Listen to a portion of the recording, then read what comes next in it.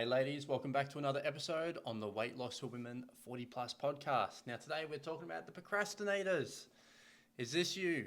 Do you procrastinate? Do you put things off? You go, I should do it, and then you don't do it. And then it's a week later, a month later, a year later, and it's still not done. So we work with a lot of mindset challenges that clients go through because in theory, people know what to do. I should eat healthier. I should go to bed on time. I should exercise. I should eat less shit, drink less alcohol. In theory, people know what to do. The application of the theory is a completely different beast. For example, you could have a math textbook. You've got all the theory there, but applying it to get the answers is a completely different story. You're like, well, yeah, I've got the textbook there and I kind of know what I should be doing, and there's an outline there of how to get good at algebra, but me physically doing it is a different story. Same thing with weight loss. In theory, people know what to do. Same thing with getting rich. Just because you know the theory, in theory, I should save money and I should invest it and I should do this and I should do that. But not everyone's rich. Not everyone's fit. Not everyone is good at maths, because the difference between the theory and the application is a massive chasm. So, procrastination. This gets a lot of people. The same decision-making process to put something off for 2 seconds is the same decision-making process you use to put something off for 2 weeks, 2 months, 2 years. For example, have you ever walked into your garage and gone, you drove in there, I should really tidy this up. 2 seconds goes by, and then you look at it 2 weeks later and go, shit, I still should tidy up this garage.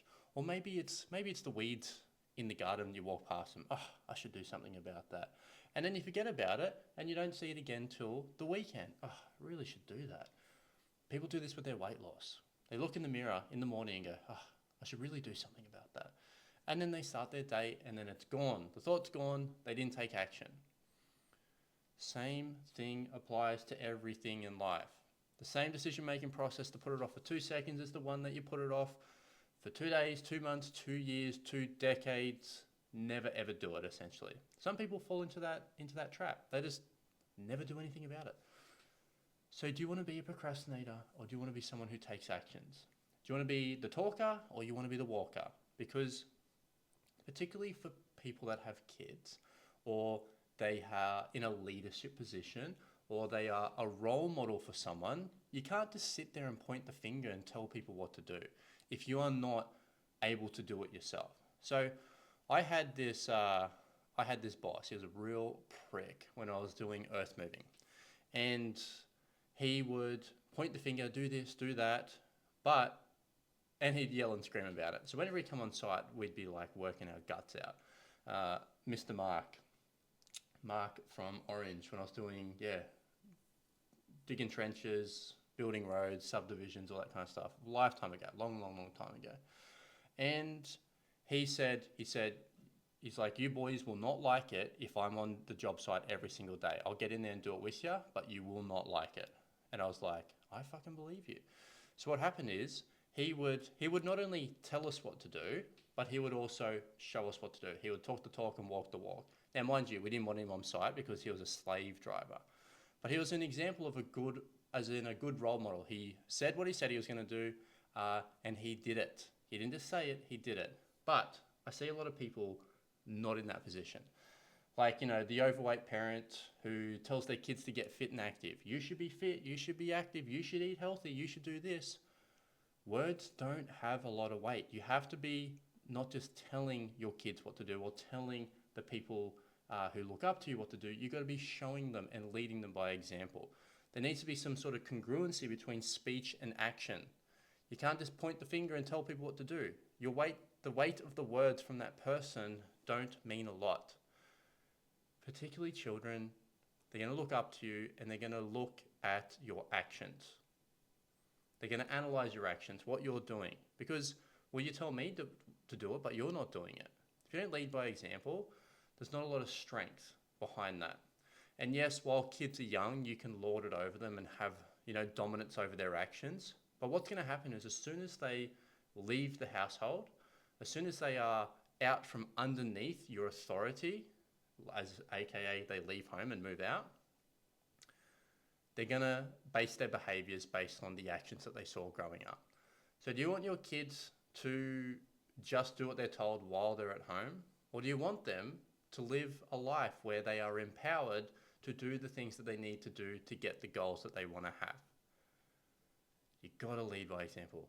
Like this is the most important thing. If you want to be a good role model, it starts with role modeling yourself, leading yourself.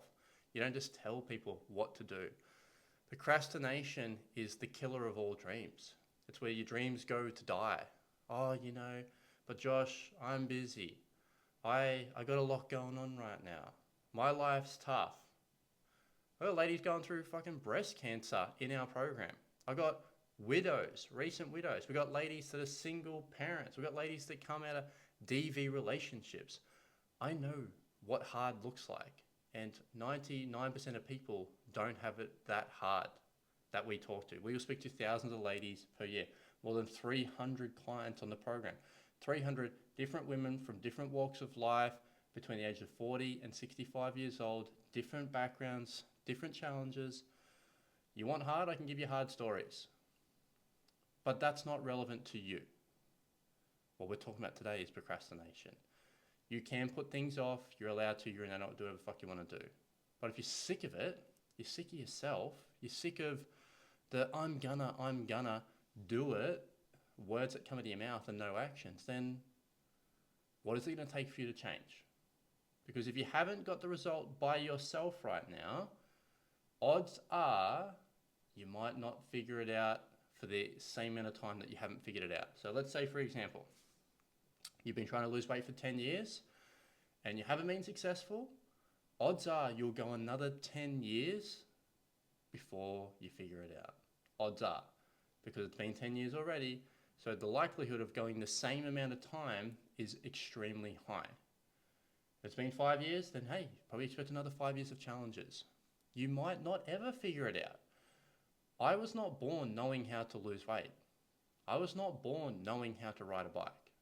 I was not born knowing how to do my taxes. But what happens is you get taught along the way. This is the most important thing. You're taught all the skills. You don't just magically figure it out. Let's take Usain Bolt for a second. Usain Bolt, 100-meter Olympic athlete, world's best athlete. Now, what happens if he didn't have a coach? What do you think is going to happen? Do you think he's going to still win all the races? Do you think he's still going to be a top performing athlete? Odds are probably fucking not. Why? The reason is why.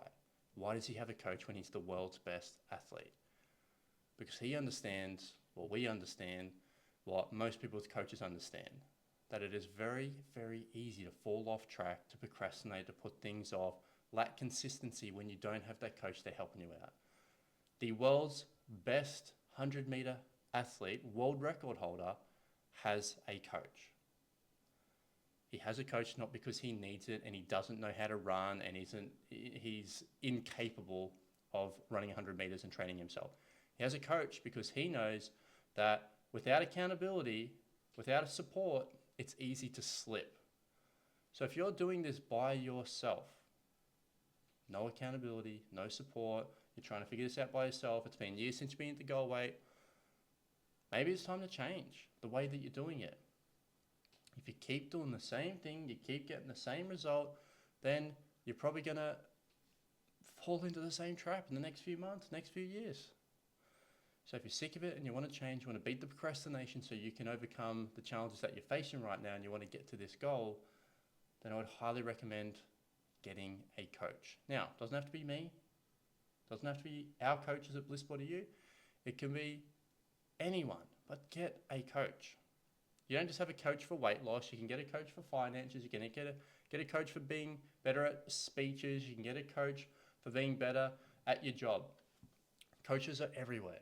Coaches are designed to get you from where you are to where you want to be in the quickest amount of time possible. If you're looking for help from us and it's time to do it for you, then it's very easy to get involved. Jump online. We've got blissbodyu.com.au, the website, got an application form, fill that out. One way to do it. Or jump on socials, Instagram, Facebook, find Josh Humphries or blissbodyu. Jump on the account. You might even see our ads running around at the moment. Click on an ad, reply to it, send us a message saying, hey, listen to the podcast, I need a little bit of help. I'm a little bit stuck right now. It's okay to be stuck. It's not okay to stay stuck. So ladies, what decision, what action do you need to take today that's going to get you closer to your goal?